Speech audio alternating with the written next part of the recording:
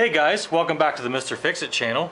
Today I've got a 1978 Honda Cx500 and it's not running too great, so let's figure out what's wrong with this old bike.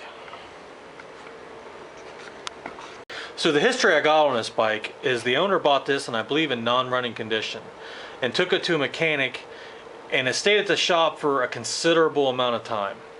The mechanic supposedly had put a brand new aftermarket ignition system in it. I do see some aftermarket carburetors. The airbox has been replaced with pod filters.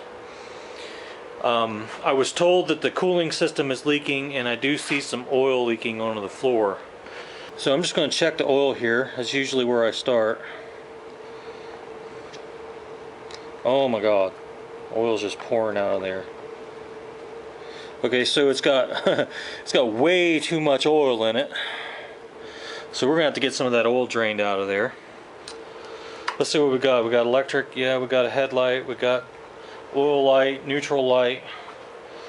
Looks like we got tail light. Okay. So let's see what happens. Okay, so we're in neutral. I'm gonna try to start this up.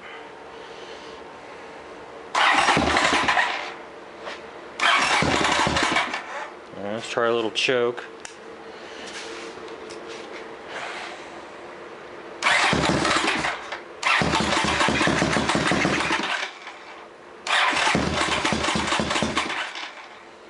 Okay, it's trying to run, which is a good sign.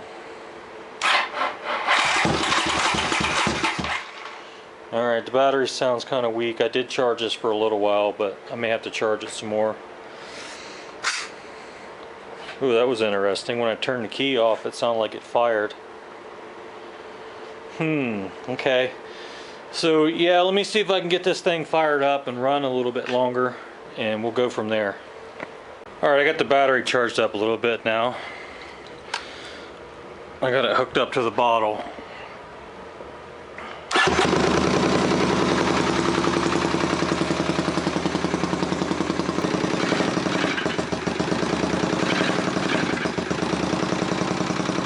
Clearly only running on one cylinder.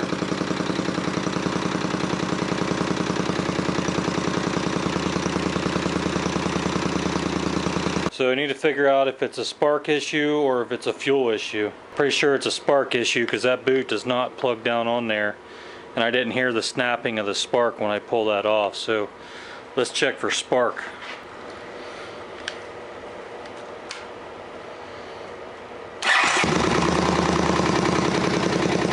No spark. So no spark there. Let me take the boot off and check just the wire coming out.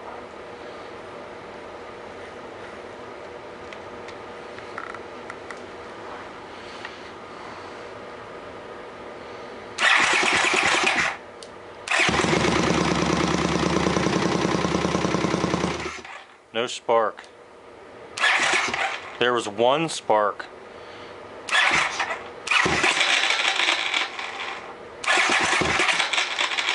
So it's only giving me spark when I hit the start button.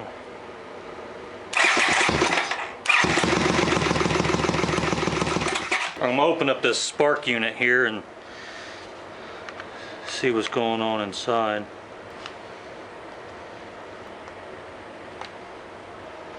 There we go. Let's ground that back down.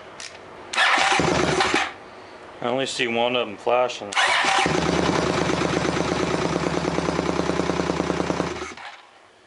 Okay, so we're not getting a signal for the other cylinder. Alright, so the system's capable of making good spark if I use my jumper wire here to ground this on and off. You can watch that spark jump. So there's plenty of energy there. I'm definitely not getting a trigger, or there's something wrong with this box. Well, I lost some footage here, so I'm going to have to show you some photos that I happen to snap with my phone. So what was going on here is there's a tab on the inside of this cover, and the manufacturer of this ignition system recommends that you bend this tab down so it doesn't interfere with the wiring. And what looks like is that tab had come in contact with the green wire here. You'll see an arrow here and it had pinched that wire and shorted it out against the casing, so that's why we lost spark to the right cylinder. So I just bent that tab down and reinstall that, and then I coat the wire with some silicone, so that should fix the problem with the ignition. Alright, do we got spark? Spark on that one. Spark on that one. Let's take a small break from this video and admire this wasp grooming itself.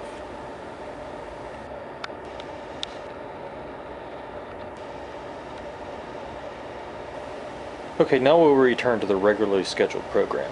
Alright, so I pulled this insert out of the inside of this boot, and you can see there's a piece of wire that's supposed to go inside there and latch onto the top of that spark plug. And this isn't doing the thing. This doesn't look like what it came with.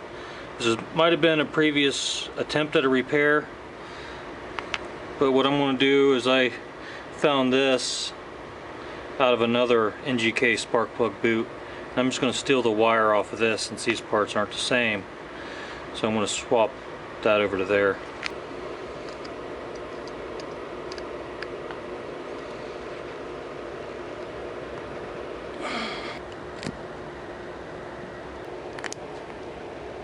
Yeah, that's how that's supposed to work.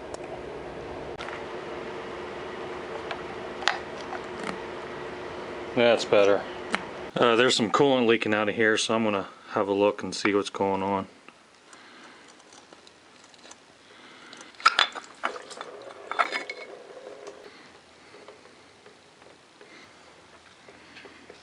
Well, that don't look good.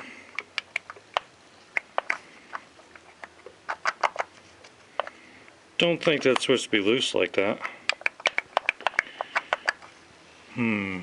So this does not look right to me at all.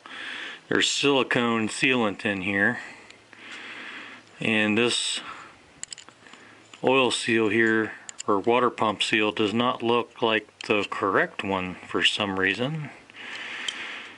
So I'm going to say that this is probably something the other mechanic did here.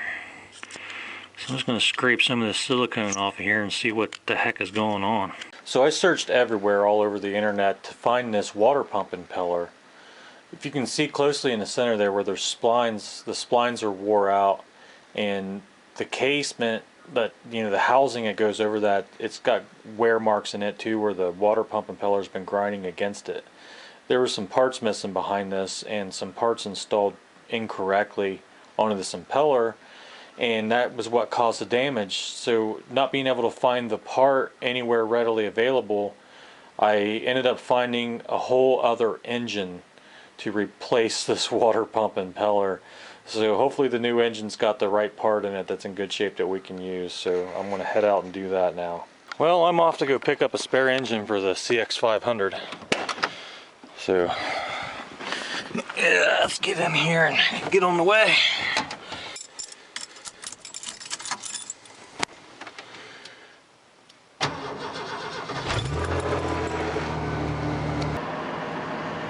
This is where we're at, people. Something's got to give, right?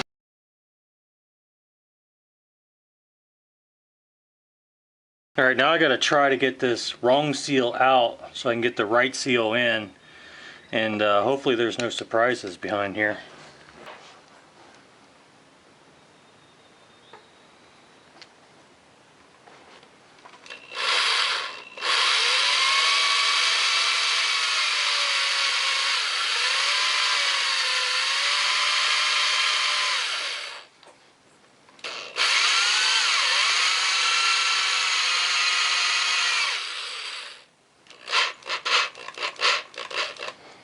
So I drove that little screw in there. Maybe I can catch that with a pry bar and pop that seal out.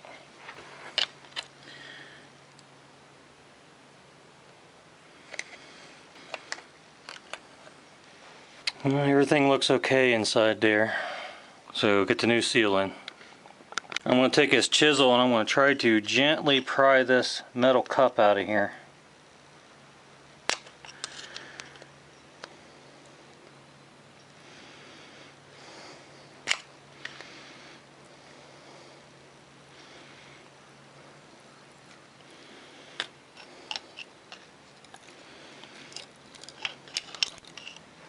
More silicone in there. Alright, give me 5 days to scrape this out. The hardest part about working on these old bikes is cleaning up after somebody else's botched repair job. Usually this is all pretty straightforward. Take the old parts out, put the new parts in, and you don't have to screw around with all this. There should not be any silicone on this. This has a rubber O-ring that seals it. Okay, I got this as cleaned up as I can get it. So I'm gonna put that new seal in there now. So I'm gonna use some of this anaerobic sealant to go around the edge of this, because this has got some burrs and nicks and stuff in it from the previous mechanic, and I want to make sure this seals, but I don't want to use silicone.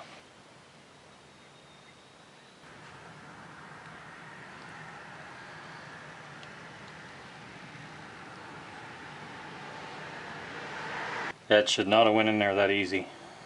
Should have had to have tapped that in. So this little spacer here is why the old water pump impeller failed.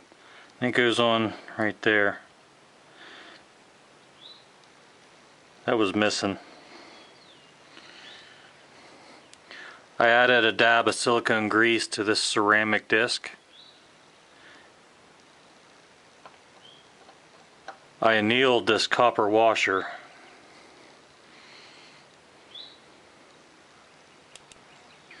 Well, of course, the threads on this shaft are all jacked up too. I'm going to have to fix those. M6x1.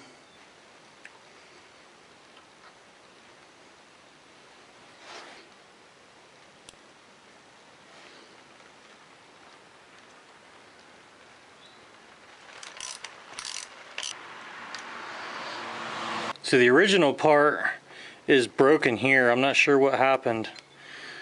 Something hit that. Not sure what was going on there. So I am using the one off of the parts engine. Got the new seal in here. And pro tip, if you're having trouble with these kinds of seals staying in place, put you a few drops of super glue in here. That'll hold it.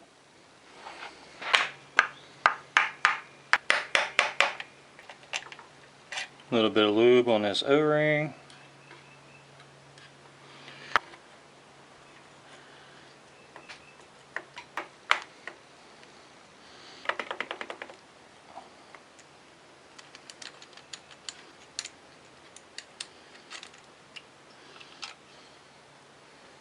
So there's a couple stripped out bolt holes here. So I got a couple other bolts that were longer. Let's see if these will thread in, catch a thread. Yep, there we go. That fixed it. I did find an oil leak. It's leaking out of this seal. So I'm going to go ahead and pop this cover off and replace this seal in that gasket, and then get this all put back together. Now, I get it, I've done this before, but only when there was no other option. Don't use this silicone in place of a gasket. It just makes a mess. This stuff gets in the engine, and it's only meant to use very sparingly. This gasket was only $5, and it was easy to find. So don't do this.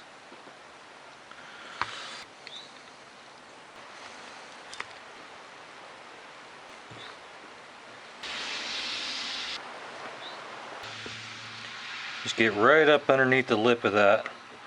Gotta find the bottom of it, and you can just pop those right out. Your seal. Here's a part number.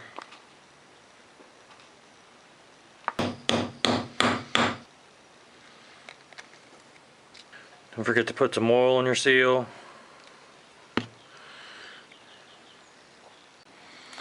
There's also an O-ring right there.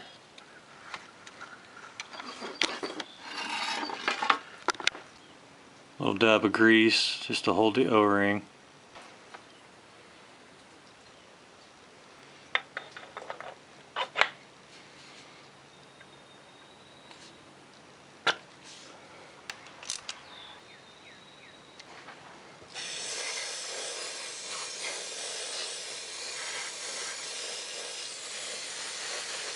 Of course, someone's jacked up the threads in this camshaft. This fan did not have a bolt in it when I took this apart.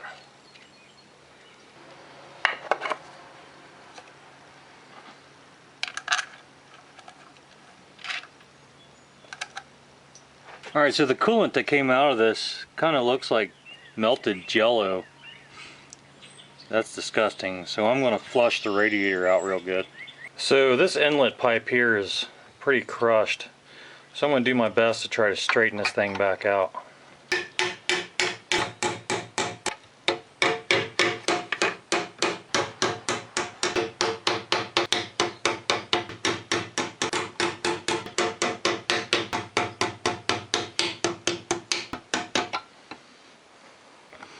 Well, it's not perfect, but it's definitely better than it was.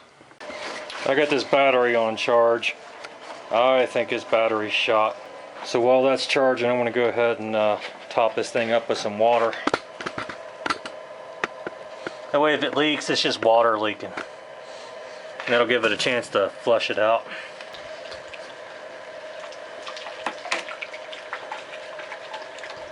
I don't see anything dripping. We'll really know when it fires up. Yep, you could probably guess. More silicone. This bike was held together with RTV. So this is the clutch cover. It was also leaking from here, so this is going to get fixed too. So if I can't get a gasket, or if I don't want to wait to order a gasket, I can get this gasket sheet. There's the part number. This is a Felpro product. There's a few different ways you can do this. If you got access to this plane being flat here, you can just set this down and trace it out. Sometimes that's not the case where, you know, as in this case, I got this piece here protruding out through the bottom, and I got this lever in the way. And this is why I have a hole in my bench. Well, this is one of the reasons why I have a hole in my bench. I can tap this out, and that'll allow me to set something flat down. But in this particular case, this part comes out, so I do have access to a flat plane here. So one method of doing this is if it's a really complicated surface, you can take grease and smear just the finest layer of grease or even oil on the surface, and you can carefully place it on top of your gasket material and lift it off, and that will leave an impression of the gasket you need to make. So you can either lay this down and trace it out, but this needs to be open on the inside and you can't trace that out. You could use a compass and you could mark out the center and draw this, but really the easiest method is to just take a little bit of grease.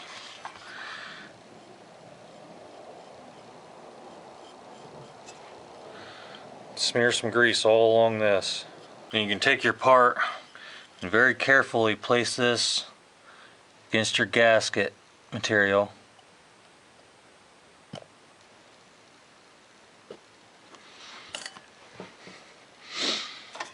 Give it a few seconds, let that oil soak into the paper, and that leaves you the outline of your gasket. Now you can cut this out. I always like to start on the inside first.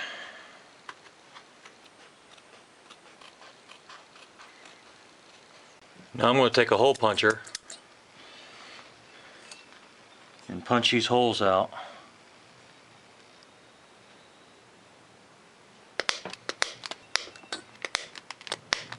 Now I'll just cut the rest of it.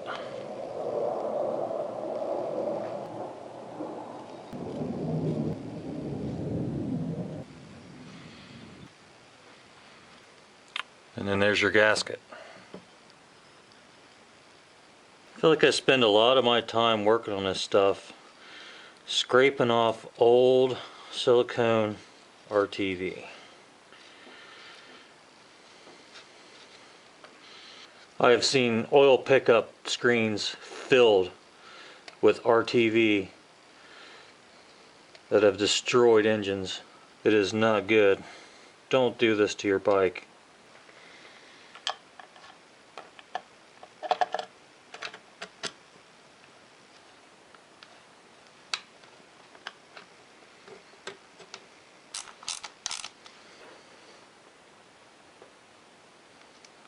If you feel like you absolutely need to gob a bunch of silicone on something, right here is a good place you can do that.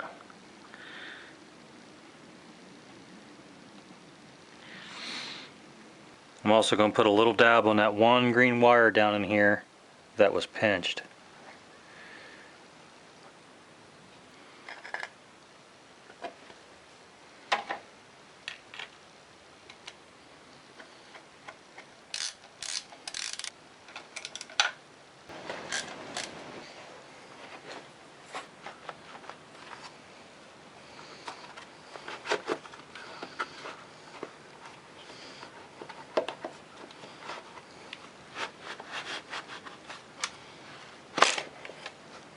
Well, the old CX is back together, and I think that's all we're going to do to it.